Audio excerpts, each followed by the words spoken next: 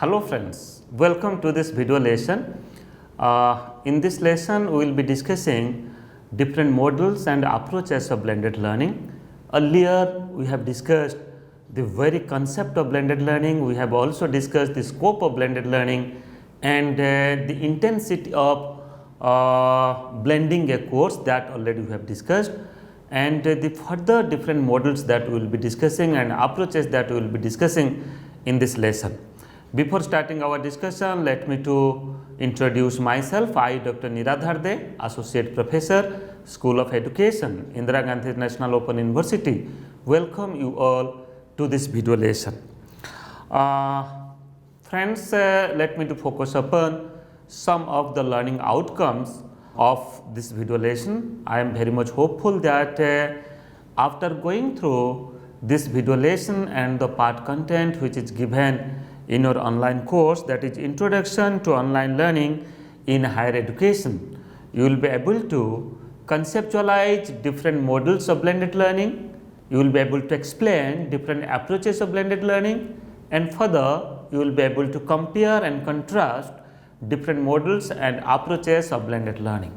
And as already you have studied in the earlier session, in the previous video lesson, the concept of blended learning, here you will be applying the blended learning by different models, by different approaches, and you are the right person to take a decision so far as your syllabi, your course is concerned, that which model is appropriate for designing the course. Okay, so it is as per the required learning needs of the learners and the courses, the nature of the courses that you are willing to develop. So friends, basing upon these learning outcomes, the lessons that has been designed, just like different models that are being used in blended learning are just like, let me to just name the models, that is the face-to-face driver model, online driver model, rotation model, flexible model, certainly we can say that's the flex model, then self-blended model, and the sixth one is the online lab model. So these are the 6 different models of blended learning. Now it is up to you to use which model you think that it is appropriate for your course or for your program is concerned. But at the same time, you should understand the very concept of all these models. Now let us go forward to understand each models. First, face-to-face driver model. Here you see face-to-face teaching is a dominating factor here because the main driving force in this model is the face-to-face learning, is the conventional learning. Okay, so the learners will get much learning experiences by using the conventional mode, and which is further supported by online learning for doing activities, discussion and self-study. Try to understand, only face-to-face learning is not enough, only conventional mode of learning is not enough so far as the face-to-face driver model is there. Though face-to-face teaching is a dominating factor, but at the same time the learners will get online learning experiences, or the face-to-face or the conventional learning will be supported by online learning experiences by doing different activities and by practicing online discussions, and at the same time by directing the students, directing the learners for self-study. Here as I have already said that the learning experiences or the treatment that will be given first to the learners, that is first face-to-face teaching will be practiced in the face-to-face driver model and followed by the online instruction to the learners, that what are the online things that they can do.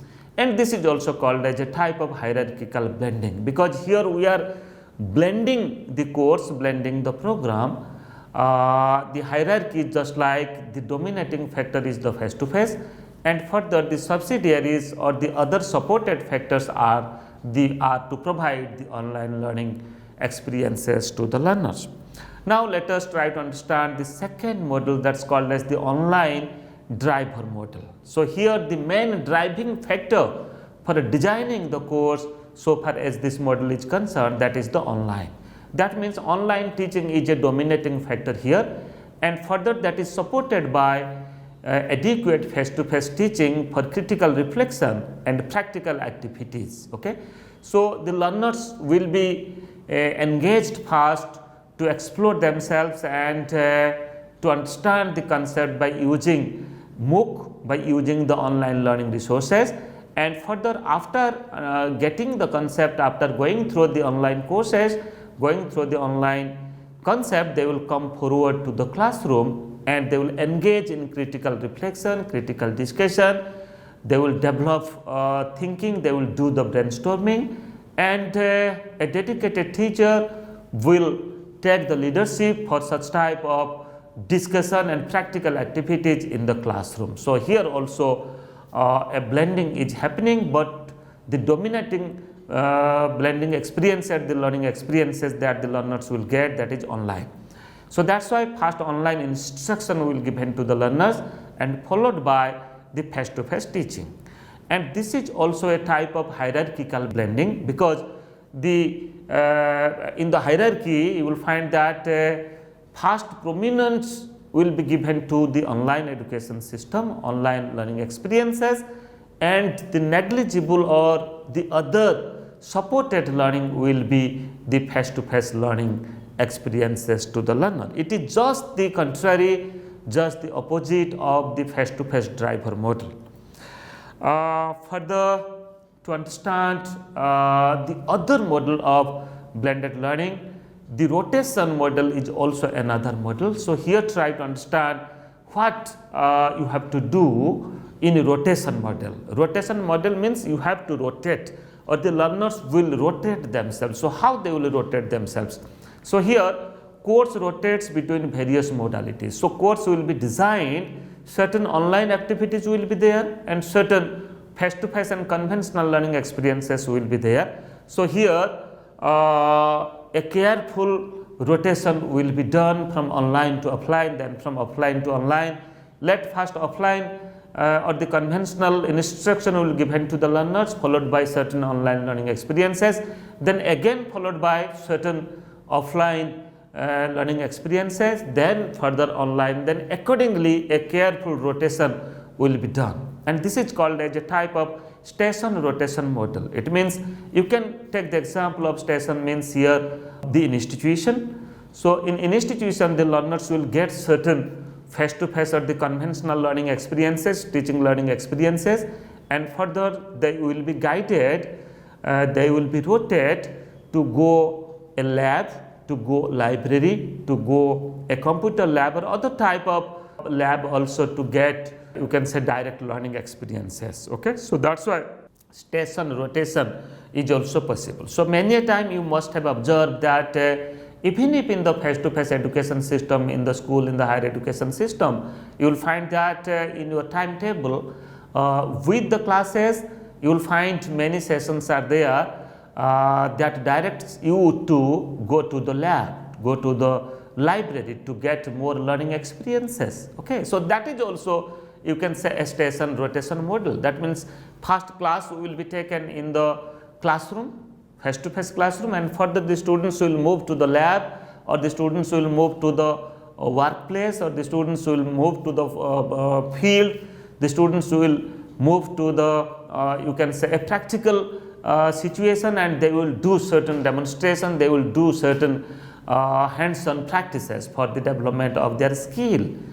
And this is also called as a lab rotation model, because from classroom to lab, from lab to classroom, that is also possible.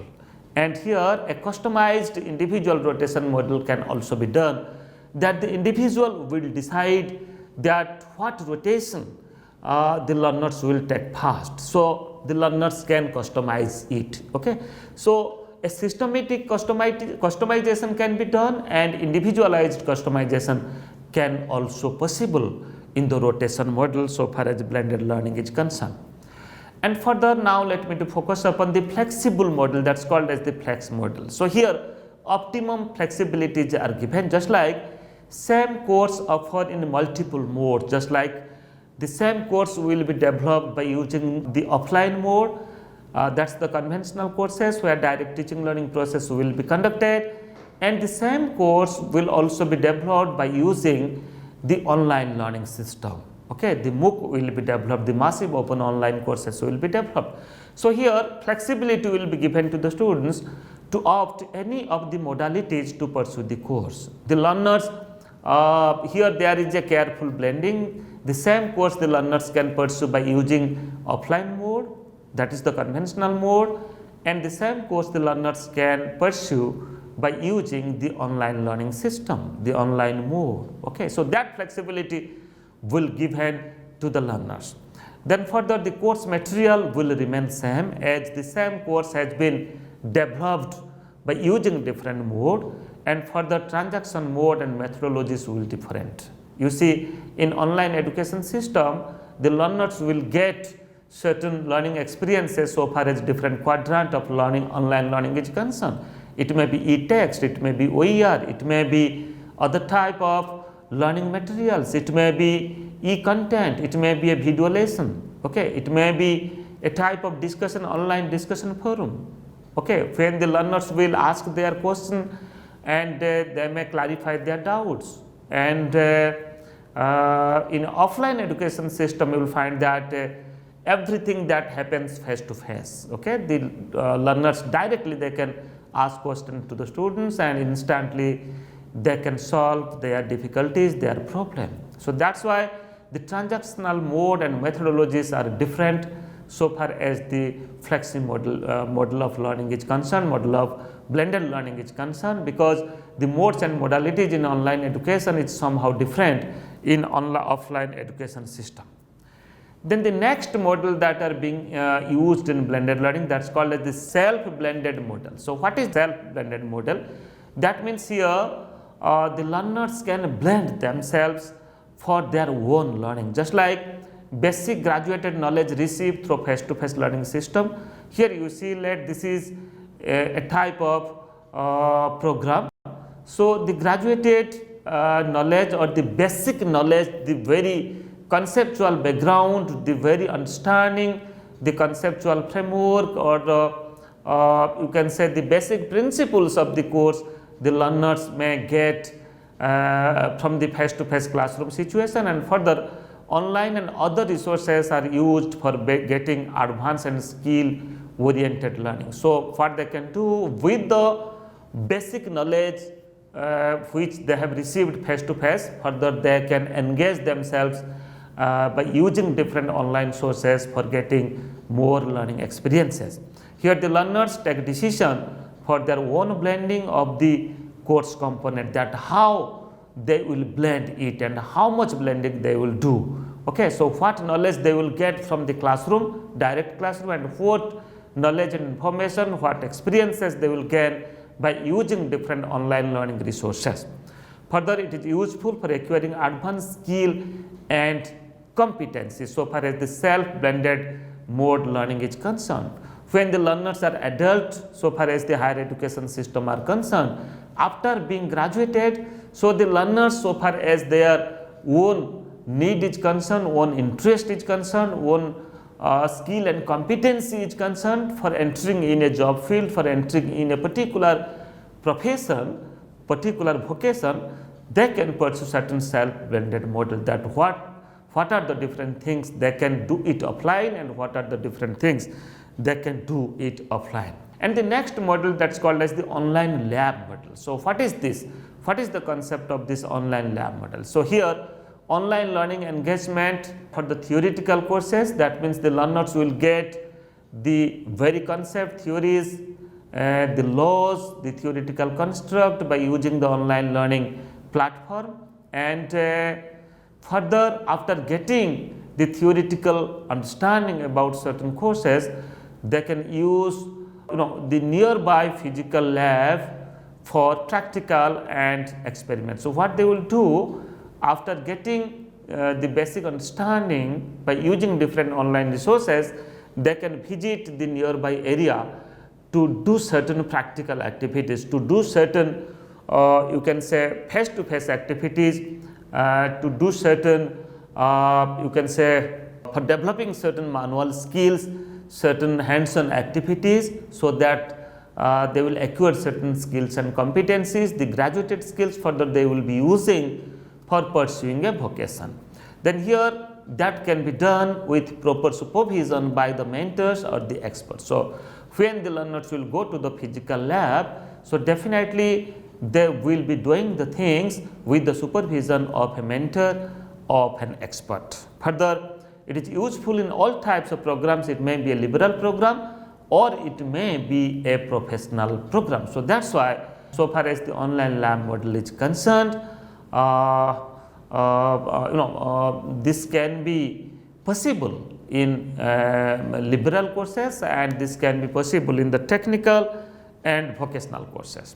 So friends, after discussing different models of blended learning, now let me to focus upon very quickly some of the approaches of blended learning. Okay, so here mostly two types of approach or two approaches that we use in blended learning for designing the blended learning curriculum. One is called as the offline online approach and other is called as the online offline approach. In offline online approach, what we do, we use both asynchronous and synchronous mode of teaching and learning. Okay, so asynchronous is the offline and synchronous is the online. That means face to face or the conventional learning experiences will given to the learners. They will engage themselves face to face with the students. That is the asynchronous learning experience they will get, and they will also get learning material. It may be in terms of a book form, it may be in terms form, it may be in terms of printed learning material. And at the same time, synchronous mode will be used, that's called as the online approach. That means the learners will engage themselves with different web-based learning resources. Okay, it may be OER, open educational resources, it may be MOOC, massive open online courses, it may be certain free source software for developing certain learning materials and for preparing their learning. Then the next is offline face-to-face teaching. Here is a dominating factor than online instruction so far as offline online approach is concerned. Here in this approach, dominating factor is to provide the offline learning experience to the learners, and online is a negligible factor. So offline face-to-face teaching followed by online education. So here first offline education will be provided and that is followed by the online learning experiences to the learners. So this is also called as a hierarchical approach, because first offline learning support will provide to the learners followed by the online learning support. The second approach, that is the online offline approach, it is just the opposite of the offline online approach. This is also a hierarchical approach, but here it uses in online offline approach it uses both synchronous and asynchronous mode of teaching and learning.